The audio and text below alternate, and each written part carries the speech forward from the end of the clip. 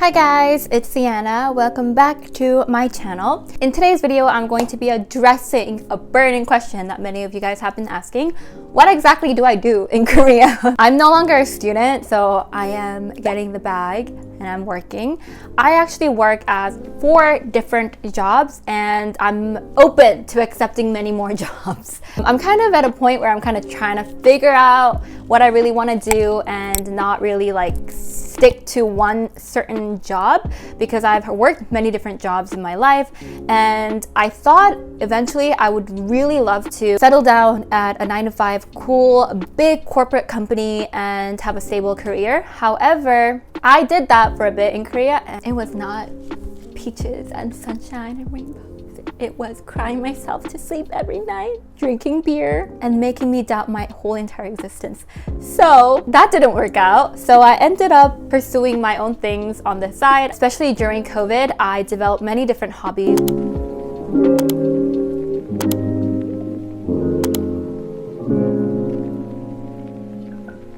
And it made me realize what I like doing, what I'm not good at. And I also had my own shopping store for a bit. I said had as in past tense, and I had to close that down just because I was trying to figure out visa issues in Canada, and it turns out I can't have my own business if I wanted to go to Canada to work. But I'm no longer going to go to Canada, so I would eventually love to start up my own online shopping store again. If you guys are interested, I would appreciate some support. But right now, I'm trying to focus on creating content. It's one of my passions. People always ask me like, what do you do? I'm like, I exist. Like, I don't even know like what frame I need to put myself into. First of all, I'm a teacher, I'm a model, I am a translator, and I'm a creator. Teaching surprisingly became one of my passions. I love teaching, which is crazy because the route that I was going into did not ever, cross paths with teaching. But if you speak English and you live in Korea, you're probably gonna pick up a few teaching jobs, and I took them all. I was like, okay, I'll tutor your son, okay. Worked at a company, okay. You want me to look at your son's homework, okay. And then I developed a passion for just teaching and imparting my wisdom. One of the biggest ways that I got into teaching was there was this kid and he was in 1st grade, and I think he had a hard time adjusting into an international school here because he doesn't speak any English, he's Korean. And I was going to church and I was heavily involved in my church, and I saw that they were having like a kids night where they do a pretend camp. It's not actually sleeping overnight, it's just like camp day, and then you get to go and you build stuff, make stuff. And I thought, there's a lot of foreign kids in my church, why don't I invite him? So I talked to the parents and they were really open to it. They're like, yeah, sure, of course. And I brought him for one day. He loved it. He had made so many friends. The mom reached out to me later on and she was like, thank you so much. Taught us not just English but amazing life lessons and spending quality time with them. When it's like younger kids, I know how important it is to not only teach them, because I'm Korean, you guys. I grew up with like 10 different tutors around all the time, and the worst ones were the teachers that would like yell at me for not getting a question right. I'm not there to yell at your sons or daughters. I'm not there to teach them things that they can only memorize for one day and then completely forget about it. Like, I want to teach them, oh, you know what? If they had a very bad day at school, it's fine to talk about it. Parents like that because I'm talking to them in English and it helps them like form their words and expressions. So I let them talk. I'm like, okay, how was school? If they don't want to talk about it, all right, we can move on. We can work on some things.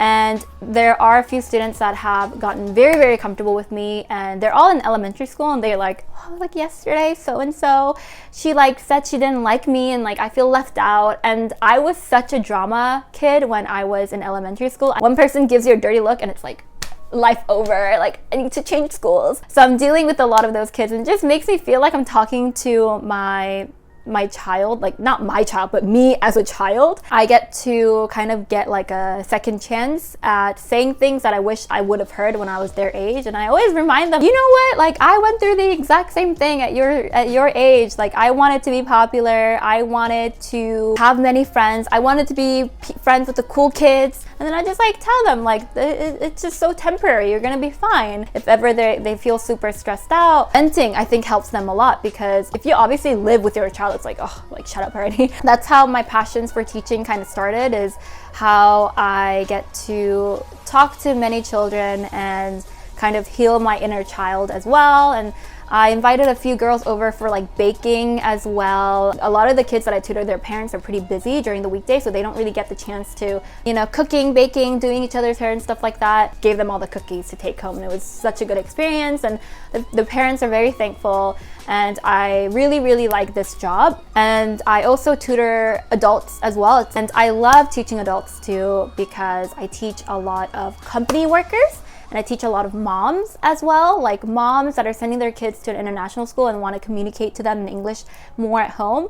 And it's just really interesting to hear about their life story, because for them I'm teaching conversational English. So I get to know about them, I get to know what their jobs, their interests, and I don't know, I take it more than just a 1 hour or 2 hour teaching class. I really want them to take things that they learned during my class and to, apply it to their everyday life. I worked for a lot of different English speaking online classes. So I do online classes, and previously I worked with a pretty big English workbook company where I taught English to the online students. It was just really, really fun. The staff there were all women, very supportive. I loved it. Another reason why I really like teaching is that you get a certain type of respect, especially working as an intern. A lot of the times for different companies, I didn't get any respect at all. What is that? For me to be a teacher and getting respect and people like being like, oh my gosh, thank you so much for taking care of my kids, or thank you so much for helping me get good grades, I'm like, okay, yeah, I feel accomplished. I feel, I take that really, really personally and in a good way. Like, I'm so thankful. I like that I get a type of respect that I don't usually get, where when I go to these shoots, all the people there are so supportive. They're like, oh wow, like you speak English, but you're also animated. But yeah, that's also really, really fun for me. So whenever I get the chance, if people reach out to me, companies reach out to me and they're like, can you be the face of this, for like an English speaking app or something like that, I'm always down, because it's genuinely like one of my big passions. I'm also surprisingly a Korean English teacher. I don't really know if you can call me a whole teacher, but I also film a couple content for a YouTube and a website called 90 Day Korean. Super fun, and they're very informative, so they cover a lot of different Korean words and phrases. I'm looking forward to doing that more. I think I just found a passion for teaching in general, but it's not to a point where I want that to be like my full-time thing, where I want to go to school, I want to be a school teacher, because that is a lot of work, you guys. I have so much respect for school teachers. Right now I can only handle like one student at a time. Like, I can't, if it's a whole class, I think I'm gonna faint. I sometimes do group classes with 2 students and I'm like, after I'm like, I need to lie down for 3 hours. Another job that I do is I am a translator. So I don't know why I said it like that, but I have been translating content for a lot of different companies just as a freelancer. I think this was actually one of my favorite things to do for the longest time, because I get to sit at home, not do any makeup, and just type away. I'm someone that I like working individually, so I'm very good at just like sitting at a desk and just zoning everyone out and typing. So I really enjoy doing that. But the only thing is, with a freelance job like this, where everything is like temporary, is that my contracts like end pretty quickly. So I'm constantly having to find different jobs.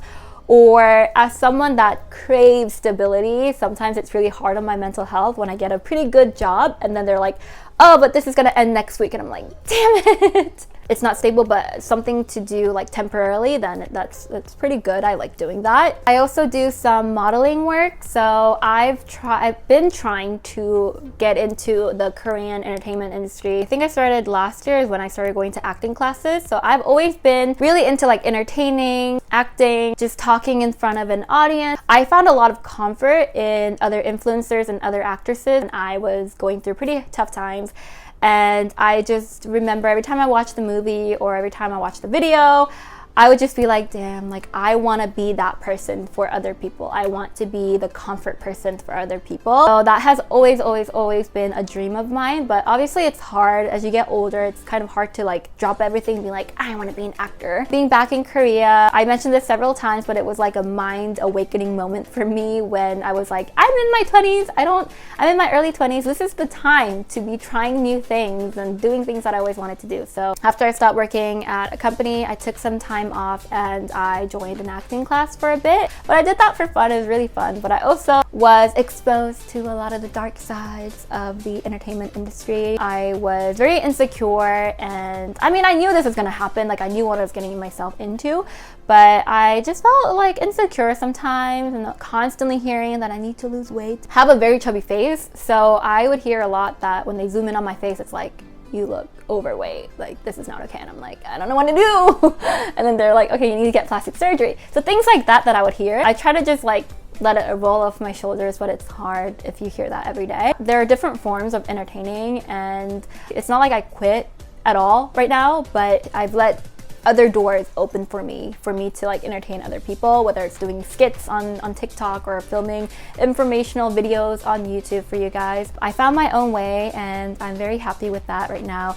But one day for sure, that's like on my bucket list to like get into acting. I have been modeling consistently. I've actually been featured in an ad for the Korean subway. So if you ever take the yellow Bundang line, you might see me on the subway for like 1 second, but that was really fun. I met some really cool people, and I was feeling really inspired. I did a couple other things, just like modeling for makeup, different makeup looks. Again, filming a lot of English content. That's also been major for me. How I live right now is I don't take anything seriously because, I don't know already, I get stressed out very easily. So I don't know how I'm doing this, putting myself on the internet and like blasting out like every like intrusive thought that I had or any like criticism that I had, but I get stressed out really easily. Okay, I try to like not let it bother me, but when I'm stressed out, okay, like it's the end of the world. Every time my contract ends, I'm like, what am I gonna do with my life?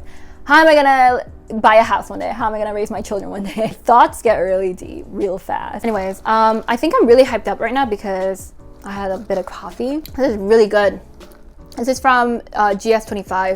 I remember I kept reminding myself, I'm not saying like make a joke out of it, but try to remember that you're doing it for fun, is what I told myself, especially working in the industry or trying to get a job in the industry and trying to book more roles. It's definitely hard because I'll do a whole like agency tour for you guys one day, but that's how you get booking roles in Korea. So you basically go and find a model agency, you go and then you book an appointment and you stand in front of a camera and do like little poses. And then it's like 5 seconds, but it's like, did you get all my good angles? It happens so quickly. And what, they don't give you any time to crack a joke or get to know me better. I'm trying to appeal myself in 2 seconds, and I get my hair and makeup professionally done for those seconds for them to judge me, and that's how I get roles, feeling like a failure. So I just remember to have fun. The last thing that I'm going to cover as for what I do is I am a creator. It feels weird saying that, I'm like, me, a creator, but I guess I would call myself a creator. I've been on TikTok mostly. I don't call myself a TikToker because, I don't know, I feel like there's like so many other creators with tons more followers than me, but it's something that I just did for funsies, and I've been doing that more. It's just something that I do for fun. I don't get paid on TikTok, sadly. What is going on? I feel like I should be getting paid on TikTok for the amount of time and makeup and effort that I put into my TikTok videos. Even though it's mostly just lip syncing, I feel like I should be getting paid at least a little bit, but I'm not getting paid anything. But I get a lot of cool ads, so that's fine. And then I create content obviously on YouTube. I've been posting more videos more. Hopefully you guys notice. Again, it's really fun for me, and I really do appreciate a lot of your comments saying that you appreciate my content and for me speaking about certain subjects, because I do get a lot of hate comments being like, I don't know, just a lot of like hate comments. So every time I read one of those comments, it does mean a lot to me. And you know, people say that they appreciate me for being honest and for sharing my story. That's essentially what I do YouTube for. I feel like I have different purposes on different platforms. Like on TikTok, I want to make people laugh.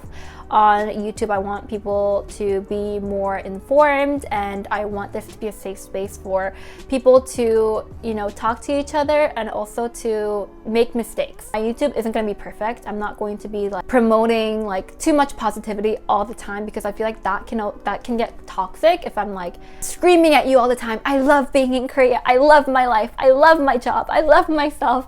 No, I'm gonna tell you, like, sometimes it really sucks being me. It sucks being in this country. It sucks living this life. But I'm not saying like it sucks, nothing else. I'm saying sometimes it sucks because of these reasons, but there are good things to it too. So I'm gonna give you both sides, okay? So I want my YouTube to be a safe place for those topics to be covered and for open conversations and less judgment. If you want to judge me for a little thing that I say, please don't even comment. Like, just look away, click a different video, because it's just like, for what? Like, why do you need to say that? I don't know, sometimes I get really weird comments. But anyways, that's what I do that for. And then Instagram is just, I don't really know what Instagram is for. Maybe it's just like TMI. It's just me posting like random things all the time. But I'm able to answer faster on Instagram. I like to read my DMs. So if you have any video ideas or questions, then reach out to me on Instagram and I'm probably going to answer you faster there. Let me know what you do and what are your hobbies. I would love to get to know you better.